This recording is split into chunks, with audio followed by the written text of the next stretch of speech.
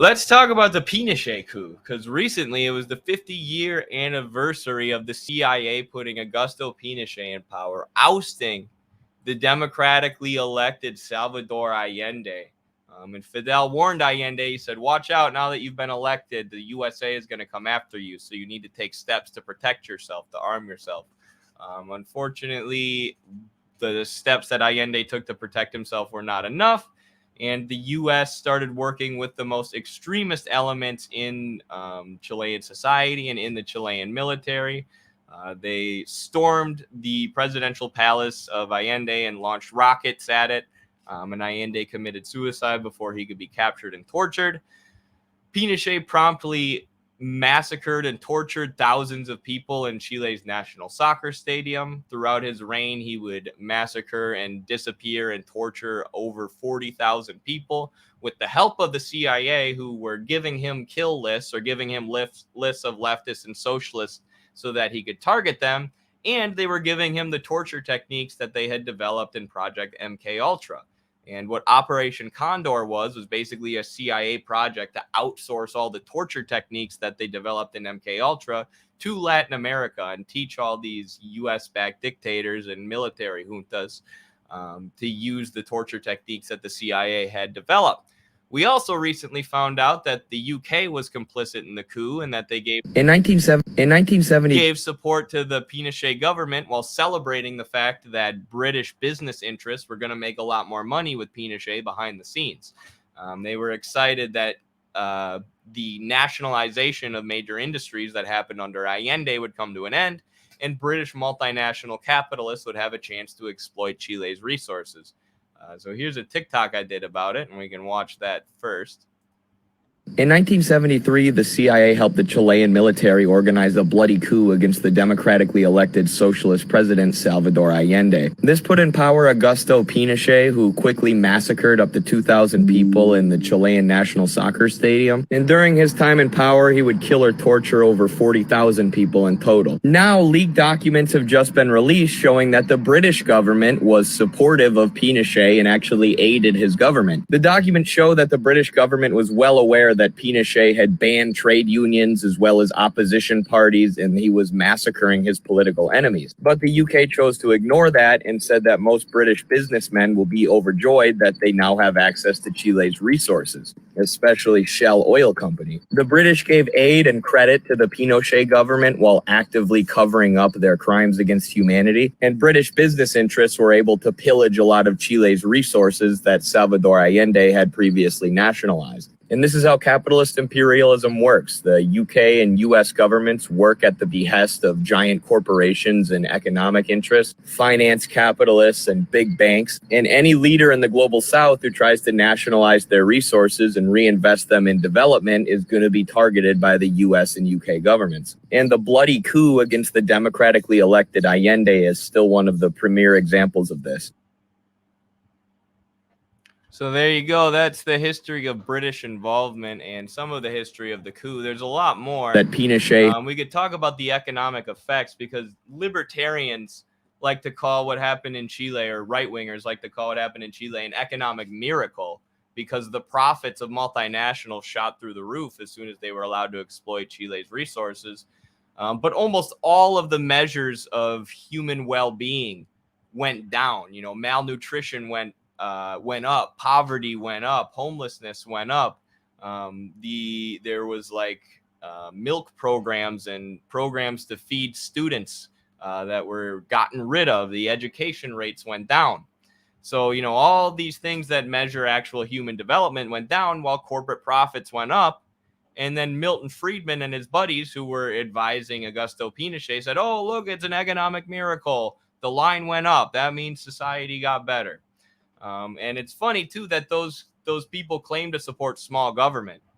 These libertarians claim to support small government, and then they're backing the Pinochet regime. There was our old friend Prax Ben, the idiot, who wore sunglasses inside during our debate when I destroyed him and when he embarrassed himself and said that Thomas Edison was one of the founding fathers of America. he was giving tacit support for the Pinochet regime and saying that the coup was a good thing and saying that he was happy that Allende killed himself and that all socialists should go kill themselves like Allende, blah, blah, blah, blah, blah. Like, dude, you claim to support small government. You told me in this debate that you support anarcho-capitalism where there's no government at all. So how can you support the government that tortures and murders people in the national soccer stadium and tortures people for their political ideology?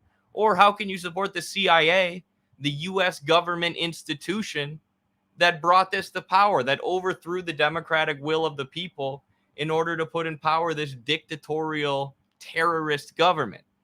And then you call yourself an anarchist or say that you're against the government. You're a fool, right? But that's what libertarians have said forever. They've always supported Pinochet while claiming to support small government.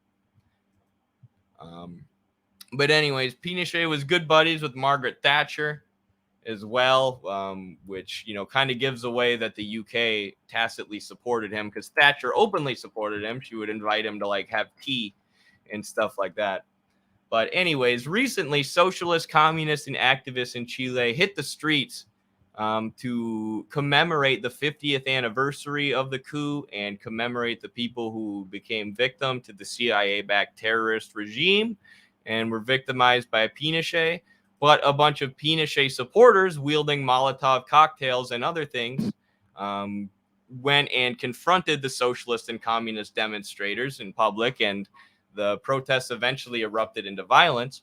Also, the social democratic, self-described leftist regime of Gabriel Boric, who has condemned Nicaragua, Venezuela, and Cuba as dictatorships, was found gassing protesters at Allende's grave. So pretty ironic there. And I did another TikTok about this. So we'll watch this and then talk more.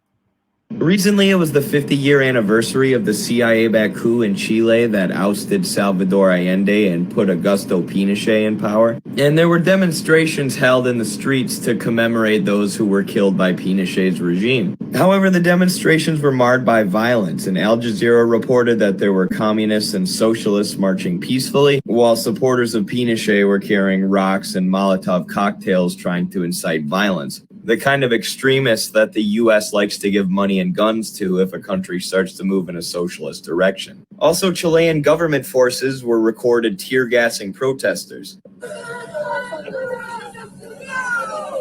I didn't even mention in the video, this was at Allende's grave. They were showing their respects or paying their respects to Allende's grave. And the Chilean military forces came and tear gassed them. By the way, Pinochet and his fascistic forces backed by the CIA were a section of the Chilean military. Which is why it's really difficult during a socialist revolution to transform the state apparatus and create new people's militias or new armed bodies of the state, because you have all these leftover parts of the military from the last society. Especially if you're trying to do things democratically and, you know, through voting like Allende, and you're not having this, you know, revolutionary upsurge where you can just suppress certain elements of the military that are reactionary and that are backed by the CIA.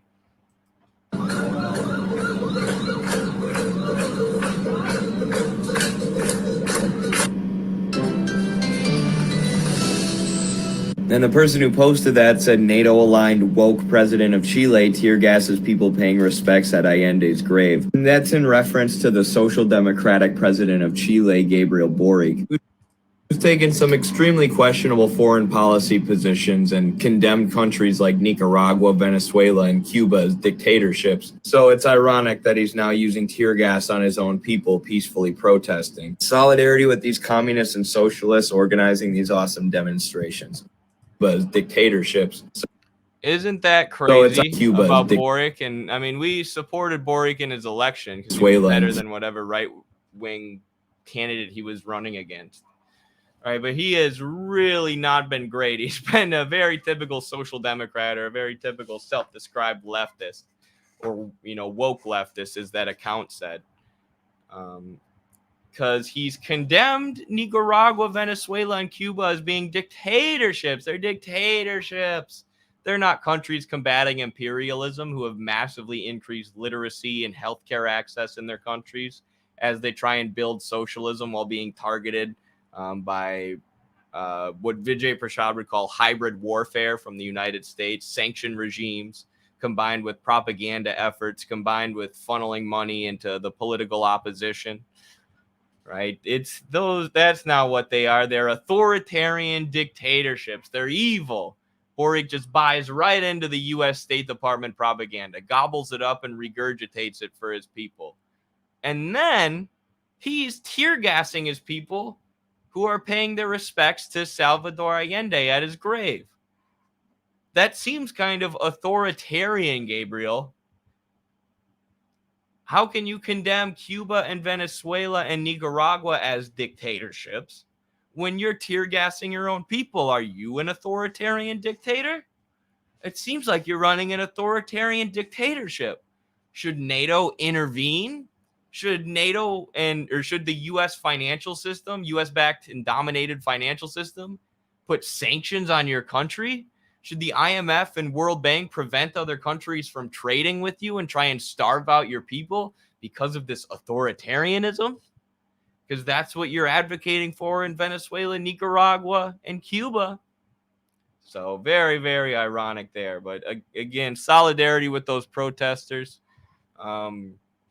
commemorating the coup, and publicly Boric did say solidarity with the protesters and whatnot, and we'll never forget the coup. But